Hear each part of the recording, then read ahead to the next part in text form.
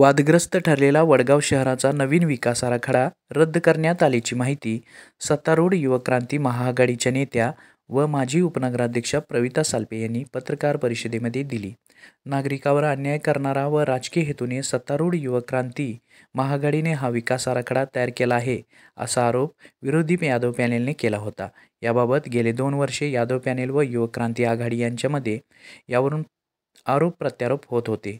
शेवटी खासदार धैर्यशील माने यांच्या प्रयत्नातून मुख्यमंत्री एकनाथजी शिंदे यांनी 8 मार्च रोजी वडगावात झालेल्या कार्यक्रमात हा आराखडा रद्द करण्याचे आश्वासन दिले होते. तो रद्द झाल्याचा अधिकृत आदेश नगरविकास मंत्रालयाकडून काल प्राप्त झाला. त्याबाबत माहिती देण्यासाठी युवक क्रांती महाआघाडीच्या वतीने पत्रकार परिषद आयोजित केली होती. विकास आराखड्याच्या बाबतीत गेली 2 वर्ष बरीच चर्चा चालू आहे. त्यामध्ये तुम्ही विचारण्याआधी मी एक क्लिअरेशन देतो की विकास आराखड्याची मी पुन्हा एकदा सांगतो की सुरुवात ही यादव पार्टीकडून झालेली होती. त्यावेळी मी स्वतः तिथं उपनगराध्यक्ष होतो. त्याची सुरुवात कुणी केली, कशी केली, कुठं झाली, ही सगळी गोष्ट मला माहिती आहे. त्यानंतर चौकामध्ये आरोप प्रत्यारोप झाले, काहीतरी चुकीच्या गोष्टी सांगल्या गेल्या.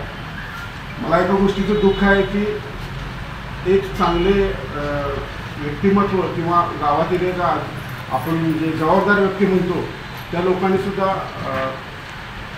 पातळी सोडून काही खालच्या लेवलच्या गोष्टी बोलल्या गेल्या, चुकीचे आरोप केले गेले.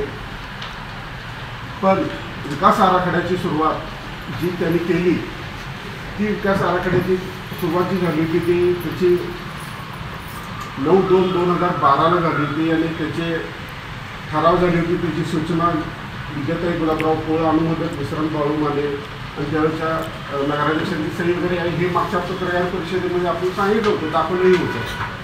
त्यानंतर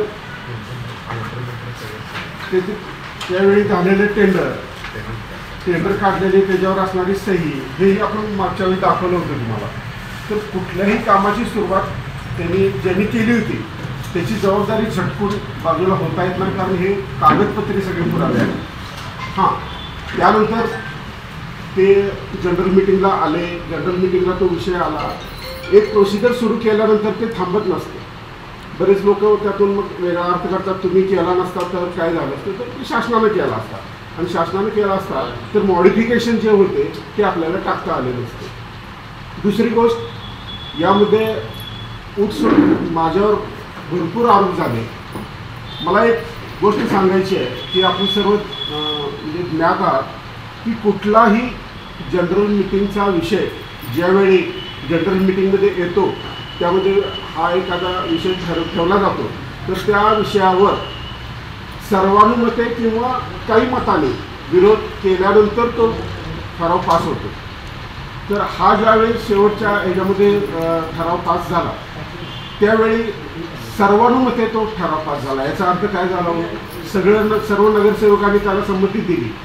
यामध्ये सत्ताधारी आहेत आणि विरोधकही आहेत. असं नाही मग विरोधकांनी असं म्हणायचं की आम्ही सभात्याग केला. सभात्याग कधी केला हा विषय निघाल्यानंतर केला. तुम्ही जर त्या विषयामध्ये इन्व्हॉल्वमेंट होता ना, तुम्ही त्याला विरोध करायला हवा होता खऱ्या अर्थाने. जर तुम्हाला ती गोष्ट मान्य नव्हती तर विरोध करायला पाहिजे होता. कारण मागेच असे अनुभव आलेले आहेत. एक उदाहरण म्हणून सांगतो की महाराजांच्या नावात कुठल्या तरी एका विषय नगरपालिकेमध्ये आला होता.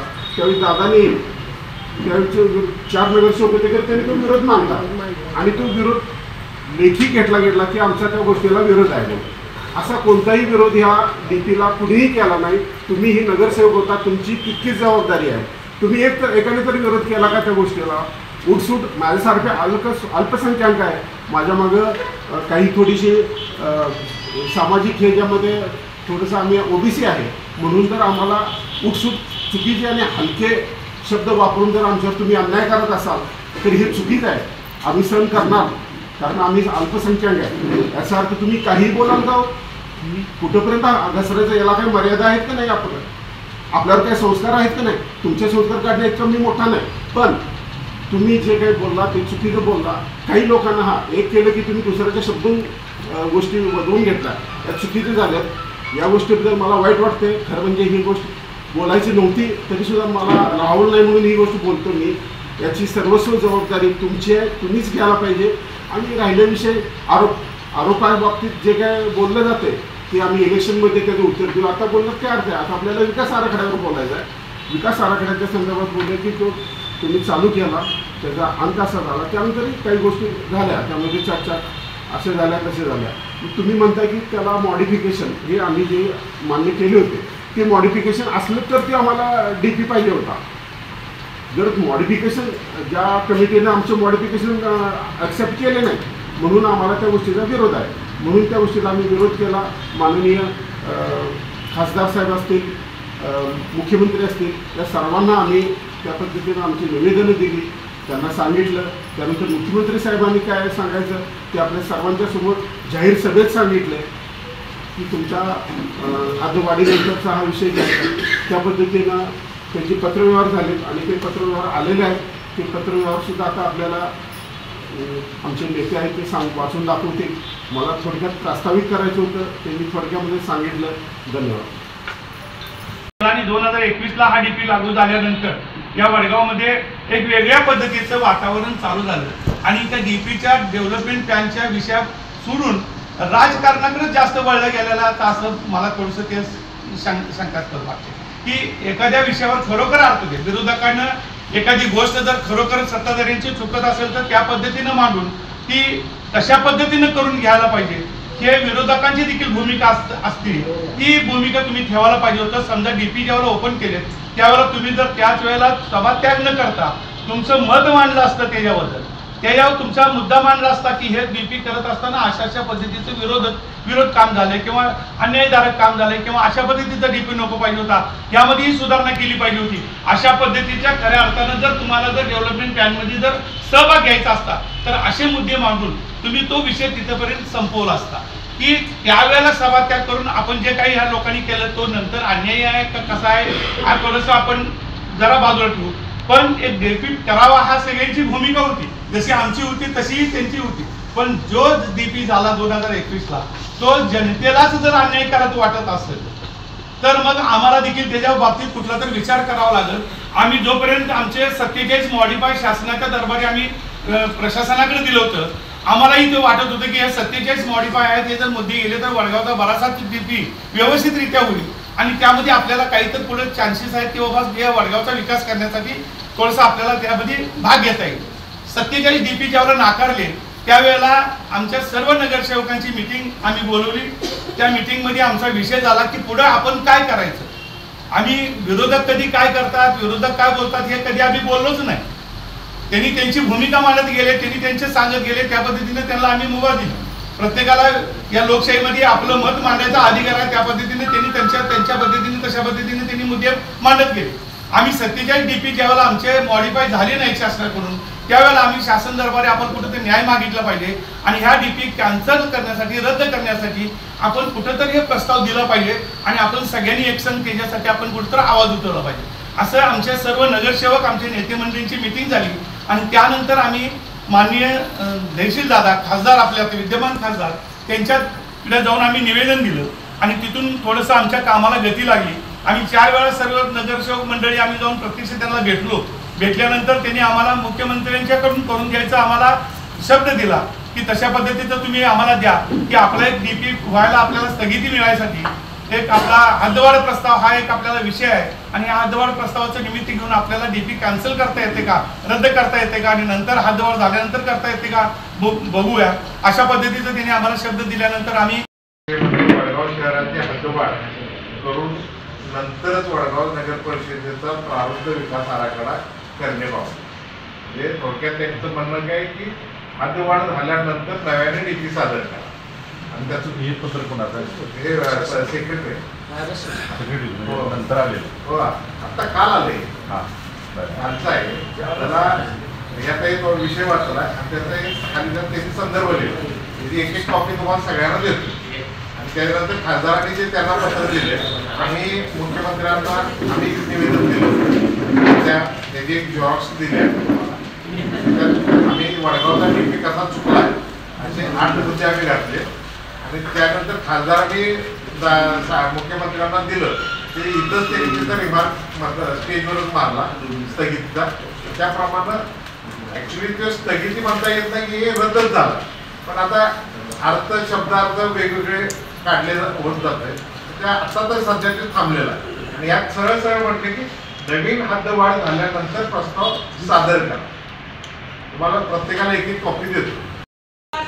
ओपन स्पेस मध्ये केले त्यामुळं कुठेतरी वाईट वळण लागेल असं वक्तव्य तुम्ही करू नये. शेवटी जसं म्हणले काय नको प्रत्यारोप आरोप करतायत. आज DP संदर्भात आपली पत्रकार परिषद झाली. आज या DP संदर्भात 2021 पासून आपल्याला जे काय लोकांच्या मध्ये असणारी चर्चा, वेगवेगळे होणारे आरोप प्रत्यारोप, ह्या सगळ्या गोष्टी आपण सगळ्यांनी जवळून बघितल्या.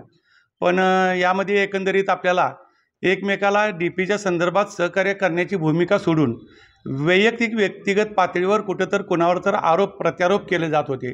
आणि अशा पद्धतीने या वडगावला हे एक नवीन प्रथा चालू झाली की याच्या अगोदर आम्ही 85 पासून युवक्रांतीच्या माध्यमातून राजकारण करतोय, समाजकारण करतोय, पण अशा पद्धतीचे आरोप प्रत्यारोप आम्ही यादवसाहेब विरोधक असताना देखील बघितलं. आम्ही शिवाजीराव सालपे आमची 3-4 वेळा सत्ता आली त्यावेळेस सत्तेवर असताना देखील बघितलं. पण अशा पद्धतीचं वेगळं राजकारण कधी बघायला मिळत नव्हतं. आज DP संदर्भात बघितलं तर डेव्हलपमेंट प्लॅन व्हावा हे दोन्ही पार्टीचं मत होतं. आणि असं असताना देखील आज याच्या कुठेतरी श्रेयवादासाठी ज्या काही गोष्टी आपण वेगळ्या पद्धतीनं बोललं जातो की याच्यामध्ये युवक्रांती आघाडीनं खरं म्हटलं तर या DP संदर्भात ज्या वेळेला लोकांच्यावर अन्याय होते अशा पद्धतीनं वाटल्यानंतर आपले जे मॉडिफाय केलेले 47 विषय ज्यावेळेला शासनानं आपलं मान्य केले नाहीत हे आपल्या ज्यावेळेला लक्षात आलं त्यावेळेला ह्या DP संदर्भात गांभीर्यानं आम्ही सगळीजण नगरसेवक मिळून मिटिंग झाली. आणि त्या मिटिंगनंतर आम्ही माननीय धैर्यशीलदादा खासदार यांच्याकडे निवेदन देऊन याला खऱ्या अर्थानं गती आणली. यामुळे दादांचं आम्हाला चांगल्या पद्धतीने याबाबतीत DPच्यासाठी सहकार्य लाभलं. त्याचबरोबर मुख्यमंत्र्यांचेही त्यांच्याकडून आम्हाला पूर्णपणे या DPच्या संदर्भात सहकार्य लाभलं. याबरोबर आपल्याला भागातले असणारे आपले विनय जाधवजी सावकार असू देत, मुश्रीफ साहेब असू देत आणि अमल माडिक असू देत, त्यांच्या वेळोवेळी भेटून आम्हाला सगळ्यांच्या सहकार्यानं आज याला DPला स्थगिती मिळण्यात आपण कामकाजाची सुरुवात केलेली आहे. अशा पद्धतीनं हे DP होऊ नये अशा पद्धतीचा लोकांचा जो काही रेटा आहे तो रेटा आम्ही युवक्रांती आघाडीच्या माध्यमातून राबवून लोकांच्यावर अन्याय होणार नाही अशा पद्धतीचं काम आम्ही इथून पुढच्याही कारकिर्दीत आम्ही सगळीजण मंडळी मिळून करणार आहोत. लोकांना त्याबाबतीत न्याय देण्याची भूमिका आमच्या सगळ्यांची आहे. हे करत असताना आम्हाला विरोधकांचंही सहकार्य लाभावं लागतंय. त्यांना लागत असेल तर एखादा विकासाचा मुद्दा असेल तर आम्ही सत्ताधारी देखील त्यांच्या पाठीशी राहू. विषय असा नाही आहे. जर आपल्याला दोघांना विकासच करायचा असेल, या गावाचा जर खऱ्या अर्थाने विकास करायचा असेल तर एखाद्या मुद्द्यासाठी आपण चांगल्या पद्धतीनं एकत्र येऊन आपले विचार मांडले पाहिजेत अशा पद्धतीचं माझं मत आहे. समाजकारणाचा विषय आहे आणि ज्यावेळेला स्वर्गीय विजयसिंह यादवांचा पुतळा उभा केला त्यावेळेला आम्ही कोणत्या गोष्टीचं राजकारण केलं काय, कुठल्या जागेत आहे किंवा कुठलं काय आम्हाला सगळं माहिती आहे. खरं आमच्या स्वर्गीय शिवाजीराव सालपेंच्या स्मारकाबद्दल ज्यावेळेला त्यांनी विषय काढला तर तो माझ्या ओपन स्पेसमधला विषय आहे. तो नगरपालिकेला सोडलेले आपण तशी नगरपालिकेची परमिशन घेतलेली आहे आणि ओपन स्पेसमध्ये तुम्ही स्मारक बांधलेलं आहे, ही स्वतःच्या जागेत बांधलेलं आहे. त्यामुळे त्यांनी अण्णांच्या स्मारकाचं राजकारण करू नये. त्याचं श्रेय मी तर माननीय मुख्यमंत्र्यांना देणार. त्यांच्यामुळे हा रद्द झाला, बाकी कोणी घेण्याचं काय. आणि त्याच्यासाठी पाठपुरावा धैर्यशील माने यांनी केला आणि धैर्यशील मानेंच्या मागं पाठपुरावा युवक्रांती आघाडीने नक्की केला.